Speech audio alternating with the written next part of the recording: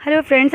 अच्छा जी फ्रेंड्स, आज मैं आप लोगों के लिए चिकन अचार गोश्त की रेसिपी लेकर आई हूँ, जो कि बहुत इजी मेथड से मैं बताऊँगी। जो बच्चियाँ घर में सीख रही हैं या नए पकाने वाले घर में सीख रहे हैं, तो उनके लिए बहुत आसान सा मेथड है। चलें आए रेसिपी की तरफ आते हैं। अच्छा जी, जिसके लिए सबसे पहले मैंने एक पैन में प्याज ले ली है। एक बड़ी प्याज ली है, जिसको मैंने स्लाइस में कट कर लिया है। इसको मैं जैसे हम कौरमे में ब्राउन सी कर लेते हैं, ऐसे मुझे इसको कर लेना है। अच्छा जी, ये मैं आधा किलो क्वांटिटी के हिसाब से चिकन की बता रही हूँ। अगर आप ज़्यादा चिकन लें तो क्वांटिटी आगे पीछे कर सकते हैं।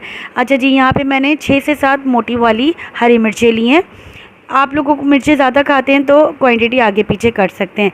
अचार गोश्त का पैकेट जो साशा आता है वो एक साशा, लाल पिसी हुई मिर्च, नमक हस्बे जायका और नींबू मैंने ये सब डाला है। और सिरका ये ऑप्शनल है, वरना आप नींबू से ही इसका बैटर बना सकते हैं।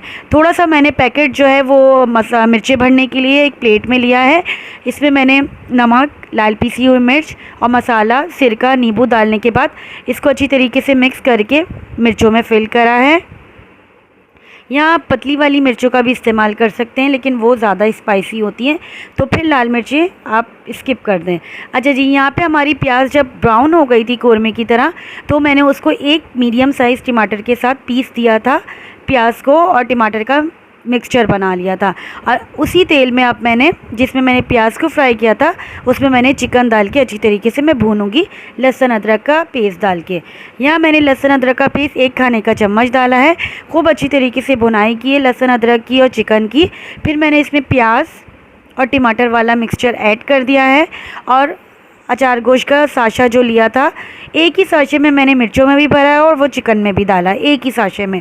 और इसके अलावा मैंने नमक और लाल पिसी हुई मिर्चें डाली हैं, दैट्स इट। इसके अलावा मैंने इसमें कुछ नहीं डाला।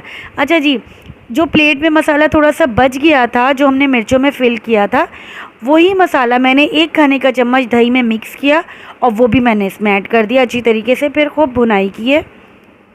अभी मैंने कोई पानी वगैरह कुछ नहीं ऐड किया है। अच्छा जी, यहाँ पे खूब भुनाई हो गई है, तेल ऊपर आ चुका है। आप इसका कलर देख सकते हैं, माशाल्लाह से बहुत ब्यूटीफुल सा इसका कलर आया है। यहाँ अब मैंने इसको जो ग्राइंड किया था प्याज और मिक्सचर टमाटर को, उसका पानी मैं जो बचा हुआ होगा वो जग में, उसका पानी डालने के बाद इसको गला लूँगी चिकन को। और इतना पानी गलाऊँगी जिसमें हमारी चिकन मिर्चें सब डन हो जाए, गल जाए और ग्रेवी भी इतनी रहे। प्लीज़ मेरे चैनल को लाइक शेयर सब्सक्राइब कर दीजिएगा। अल्लाह हाफ़िज़।